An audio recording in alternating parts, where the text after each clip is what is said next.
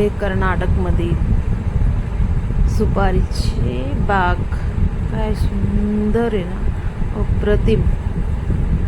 जसं पिक्चरमध्ये बघतो आपण तसंच माझ्या डोळ्यांवर विश्वासच बसत नव्हता. एवढं सुंदर, एवढं म्हणजे एक ना एक अशी लाईन दिसत होती. खूपच भारी वाटत होतं. असं वाटत होतं की तसं थांबावं. पण गरमी खूप होती. आपल्या इकडं महाराष्ट्रामध्ये थंडी होती आणि तिकडं खूप गरमी होती. मग तुम्ही म्हणता गरमी होती तर जॉकेट घातलं होतं. सकाळचा व्ह्यू होता, त्यामुळं घालूनच ठेवलेलं होतं म्हणून. आणि मी एकटीच नाही आहे, माझी पूर्ण फॅमिली आहे, पण ती बाजूला होते. मी जरा आतमध्ये गेले होते. सुपारीच्या झाडे सुपाऱ्या बघायला गेले होते, चोरी करायला, पण एकही सुपारी सापडली नाही. एकदम सुपर.